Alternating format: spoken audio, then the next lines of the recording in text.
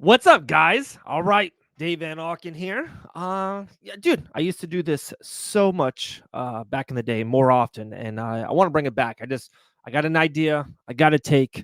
I'm gonna record it into this microphone, and you guys can listen to it anywhere and everywhere. That's what we do. Later on today, guys, the Fight Banana Show will be live. It's going to be great. Of course, that will be on the podcast version as well. We'll break down UFC 297 and recap it and more stories that are out there. But like I said, I got one take, something I've been kind of thinking about, mulling over since I saw Dana White at the press conference after UFC 297. And, I, I haven't seen it that much out there. I haven't heard it that much out there in the interweb. So I was like, let me do this. Let's record. It's what we got, what I can do. Just gonna not gonna sugarcoat it. I'm not gonna throw out four analogies, at least for now, maybe in my why, but I'm just gonna say it. Are you guys ready? I believe Conor McGregor will main event UFC 300. I know. There we go. It's out there. I said it. This is being recorded. You guys can download and subscribe. And when you do, I appreciate the hell out of it. Conor McGregor will main event UFC 300. All right, let's break this down now. First and foremost, Conor McGregor said, he tweeted out on New Year's Day that he will be fighting Michael Chandler, International Fight Week in June, and at the middleweight division. So if let's just be honest with each other. If that is all true, if that's true, wouldn't the UFC, out of all people, and I know it's so far away and so long away, and that's another point of mine, but wouldn't the UFC say, yes, that's true, double down, let's be honest, wouldn't they have a fight poster? Wouldn't they have a cool Conor McGregor, original International Fight Week would have its own background, like UFC 300? When they make those posts, it's a different, unique, or original own background. It's pretty cool. UFC 300. I love it. But if that was true, if Conor was fighting on International Fight Week in June, wouldn't they have posted about it? Wouldn't they have Dana White said something about it? Wouldn't they have confirmed or denied? They haven't. Also, I still don't believe they're fighting at middleweight. That's just a preference. It doesn't make sense for either one of their career going forward. Because, maybe this is a one-off for Conor, guys. Maybe this is it. Maybe. But if he wins, I don't think so, right? If he wins, there's something else on the outskirts of it. For Chandler, win, lose, or draw, he's going to fight. I even think he's going to fight again in 2024. Like, Chandler's a mixed martial artist. He'll be back. And then if this was true, if they're fighting in June, and, sources or, social media, I know that Michael Chandler has been training for the, last couple weeks. He's in and out of the gym down there at Kill Cliff. If you had the biggest fight of your career, if you had I'm doing air quotations on an audio podcast again, if you had the red panty night, if you had the biggest money-making night of your professional career, and if it was 6 months ahead of you, 7 months ahead of you, wouldn't you bubble wrap yourself? Right? Wouldn't you absolutely take care of yourself? I'm not saying you let yourself go. I'm not saying you, sharpen the iron a little bit, but pun intended. But wouldn't you not be training like you're training for a fight? Because God forbid, what happened if Michael Chandler tears his ACL, tricep, meniscus? If he does something outrageous, and he's been waiting, literally, he wasted his 2023 waiting for the Conor fight. And if the fight was going to happen at International Fight Week and he gets hurt before it, Chandler, 2 years of his professional career, maybe peak career, he could have fought Gaethje, Poirier again, Sarikian. Who knows? He could have even fought Islam. So I don't think there's any reason why Chandler and Conor are training in January if their fight's in June. Does that make sense, right? Do you hear me on that one? And then I think the last major reason, and it goes down in so many, it moves out in so many different prongs. It feels like it's the low-key show. It's like the multiverse. Like, you say one thing and all these different webs come from it, right?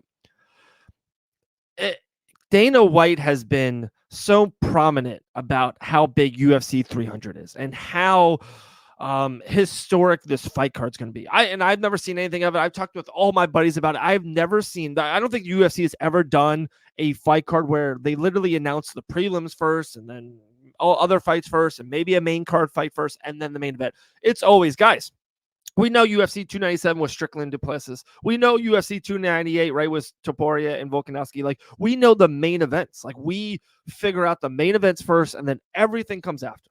Everything comes out after. I don't know why they couldn't announce Conor and Chandler. There might be some silver lining underneath it, and I think I know why. I'm going to get to that in a second. Maybe contract negotiations. Maybe Conor wanted more points on the pay-per-view. I'm not exactly sure, but they couldn't. They maybe didn't lock it down yet. And the number one reason, and I just saw a tweet about it, and I was thinking this. So everyone thinking USADA's gone and everyone's juicing. That's not the thing, guys. There's another agency. It's multiple letters. Look it up. And Aaron Bronstetter, who's top 5 MMA reporter, he literally just tweeted out that Conor McGregor, not once but twice, has been tested by the new doping agency that's working for the UFC. Not once but twice. Again, why would they be testing him if he's fighting in June? And I think maybe Chandler's like, guys, I'm not going to fight him if he's on steroids or any kind of, illegal substance. I need 2 tests. If he has 2 tests, I'll sign the dotted line. I'll take, the less money, whatever the point may be. Is I think the UFC, Michael Chandler, Conor McGregor, it's negotiations, it's contracts. One guy wanted more money, one guy wants more pay-per-view points, one guy wants his trademarked alcohol on the cage, one guy wants to make sure the other one's not cheating, so on and so on and so on. That's what happens. I'm lucky enough to have friends who fight for the UFC, and they tell me stories about they were this and this and this and behind the scenes stuff that I won't even say out here on this pod, but there's so much that goes into it before just boom, they make a fight announcement, and especially the biggest fight announcement of the year. And I know this is going to sound so hyperbolic, maybe one of the biggest fight announcements in the history of the UFC. Dana White's been marveling about UFC 300. He knows he wants to make it as big as possible, and people love it or hate it or somewhere in the middle on it. There's nothing bigger than Conor McGregor, and there's nothing bigger than Conor McGregor's return fight. I think this is going to happen. This is the last kind of major return. Conor's going to fight once a year or twice a year, every now and then, or he's gone. Like, this is it. He's getting closer up there in age. It happened fast. He was the young guy. He was the young champion. He's not that anymore. He fought Floyd Money Mayweather. He went away. He made a return. He got hurt. Guys, he's not a young chicken anymore. I'm not saying he can, and he's got billions of dollars. He doesn't need to fight. I think this is it. This is the last return. And there's nothing bigger than UFC 300. And the last thing I will say on it. So there's my point. Conor McGregor, Michael Chandler, to me, will main event UFC 300. And my final point, and I know this is horrible to say, if that's not the main event, what is? Like, what is? There's 4 fight spots left. We all know, let's just be honest and throw it out there, guys. I think it's the welterweight championship. There's something with Leon and probably Bilal. That's one spot.